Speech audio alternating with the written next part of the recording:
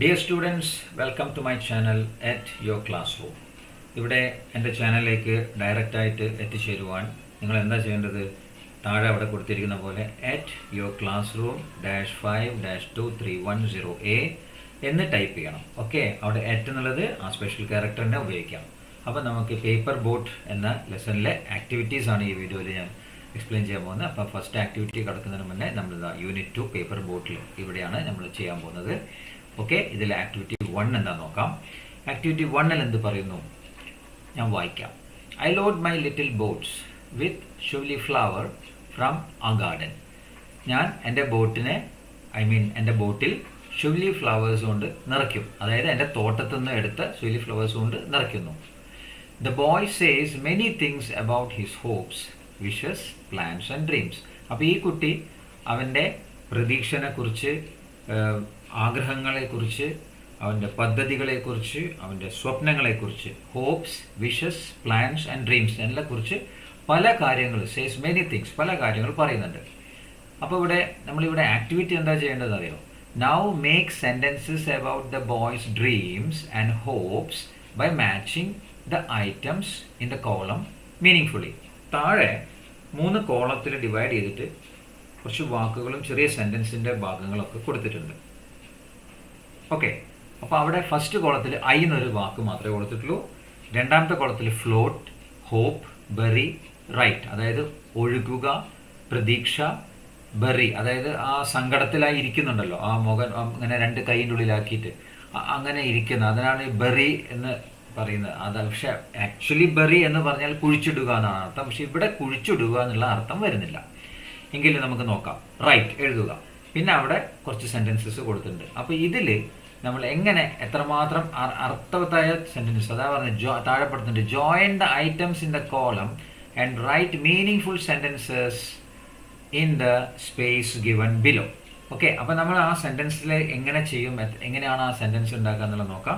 അതിനുവേണ്ടി ഞാൻ നിങ്ങൾക്കൊരു പേജ് ചെയ്തിട്ടുണ്ട്. ആ പേജിലേക്ക് കടക്കണം. ഓക്കെ, അവിടെ unit 2 paper boat activity 1 page 45-ൽ ഇവിടെ ആ സെൻറ്റൻസസ് ഞാൻ കുറച്ച് വിട്ടിട്ടാണ് എഴുതിയത്. അപ്പോൾ ആദ്യത്തെ കോളത്തിന് ഐയും, പിന്നെ ഫ്ലോട്ട്, പിന്നെ my paper boat in the stream. അപ്പം I float my paper boat in the stream എന്നാണ് ആ സെൻറ്റൻസ് വരിക. അതായത് ഞാൻ എൻ്റെ പേപ്പർ ബോട്ട് ഒഴുക്കുന്നു. അടുത്തത് രണ്ടാമത്തേത് I hope that someone will see my paper boat. അപ്പം എൻ്റെ പ്രതീക്ഷ എന്താണ്? ആരെങ്കിലും ഒരു ദിവസം എൻ്റെ പേപ്പർ ബോട്ട് കാണും. അതാണ് ആ സെക്കൻഡ് സെൻറ്റൻസ് പറയുന്നത്. I hope that someone will see my paper boat. പിന്നെ പറയുന്നത് I bury my face in my arm. അപ്പം അവിടെ എന്താ പറയുന്നത്? I bury my face in my arm. ഞാൻ എൻ്റെ ഫേസ്, എൻ്റെ മുഖം എൻ്റെ കൈകളിലുള്ളിൽ അങ്ങനെ വെക്കും. അതായത് നമ്മൾ സങ്കടഭാവത്തിൽ, സങ്കടപ്പെട്ടിരിക്കുന്ന സമയത്തിൽ ഒക്കെ അങ്ങനെ കൈൻ്റെ ഉള്ളിൽ മുഖം വെച്ചിട്ട് ഇങ്ങനെ ഇരിക്കുന്നൊരു സ്വഭാവമുണ്ട് കൂടുതലും. ആ പ്രതീക്ഷയിൽ എന്താ ചെയ്യുക, അയ്യോ ഇനിയിപ്പോൾ ഒന്നും വേറെ ഒരു വഴിയില്ലല്ലോ എന്നൊക്കെ വിചാരിച്ചിരിക്കുന്ന ഒരു സമയം. അത് ആ ടെക്സ്റ്റിൽ നിങ്ങൾ ചിത്രത്തിൽ കാണാം ആ കുട്ടിയിരിക്കുന്നത്. അതുപോലെ പിന്നെ I write my name on the paper boat. ഞാൻ പേപ്പർ ബോട്ടിൽ എൻ്റെ പേരെഴുതും. ഓക്കെ, അപ്പോൾ ഈ രീതിയിലാണ് ഇവിടെ 4 സെൻറ്റൻസസ് അർത്ഥവത്തായ, മീനിങ് ഫുള്ളായ 4 സെൻറ്റൻസസ് ചെയ്തിരിക്കുന്നത്. അപ്പോൾ ഇനി നമുക്ക് അടുത്ത ആക്ടിവിറ്റിയിലേക്ക് കടക്കാം. അടുത്ത ആക്ടിവിറ്റി എന്താ അവിടെ പറയും നോക്കാം. Read the following sentences, write the word opposite in meaning to the word underlined in the space provided. Complete the puzzle using these words. അപ്പോൾ ഇവിടെ അണ്ടർലൈൻഡ് എന്ന് പറയുന്നുണ്ട്, പക്ഷെ ഇവിടെ ഒരു വേർഡും അണ്ടർലൈൻ ചെയ്ത് കാണുന്നില്ല. എങ്കിലും നമുക്ക് ഊഹിച്ചെടുക്കാം. ഓക്കെ, അപ്പോൾ ഇവിടെ ഫസ്റ്റ് വാക്ക് എന്താ പറയുന്നത് നമുക്ക് നോക്കാം. First sentence, Anna is small but the boy is dash.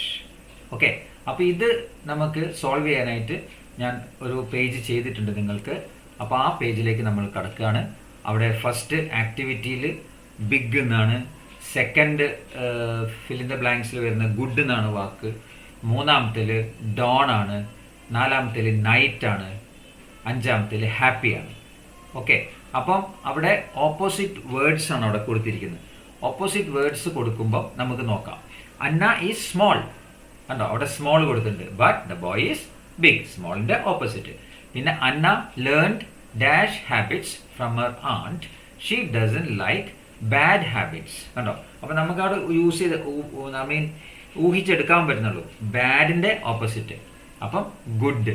Anna learned good habits from her aunt. She doesn't like bad habits. Okay. പിന്നെ മൂന്നാമത്തേത് Anna's father started for his office at dash and return home at dusk. അപ്പം dusk എന്ന് പറഞ്ഞൊരു വാക്കാണ്. DUSK, desk. Desk എന്ന് പറഞ്ഞാൽ മലയാളത്തിലെ അർത്ഥം സന്ധ്യാസമയം. ഓക്കെ. അപ്പോൾ Anna's father started for his office at dash and return home at dusk. അപ്പോൾ വൈകുന്നേരം തിരിച്ചു വന്നു ഓഫീസിൽ നിന്ന്. അപ്പോൾ പുറപ്പെടുന്ന എപ്പോഴാണ്? ഡോൺ, അതിരാവിലെ. അതാണ് അവിടെ. അപ്പോൾ ആ ഡാഷിൽ അതിരാവിലെ, ഡോൺ, DAWN, ഡോൺ. അതാണ് അവിടെ വരുന്നത്. പിന്നെ the boy launched his boat during the day. He dreamt about it at dash. അപ്പം ആ ബോയ് എന്ത് ചെയ്തു? ഡ്യൂറിങ് ഡേ ടൈം, പകൽ സമയത്ത് ആ ബോട്ടൊക്കെ ലോഞ്ച് ചെയ്തു, വെള്ളത്തിലൊഴുക്കി. പിന്നെന്താണ്? He dreamt about it at dash. അപ്പം പകൽ സമയം എന്നുള്ളതാണ് അവിടെ കാണുന്നത്. പിന്നെ ഡ്രെംറ്റ്, ഡ്രീംസ്. അപ്പം ഡ്രീംസ് എപ്പോഴും രാത്രി ആയിരിക്കുമല്ലോ. അപ്പം he dreamt about it at night. അപ്പം അവിടെ നൈറ്റ് എന്നാണ്, NIGHT, നൈറ്റ് എന്നാണ് വേണ്ടത്. പിന്നെ അഞ്ചാമത്തെ എന്താ പറയുന്നത്? The boy pulled the boat. Anna became sad. And made boats.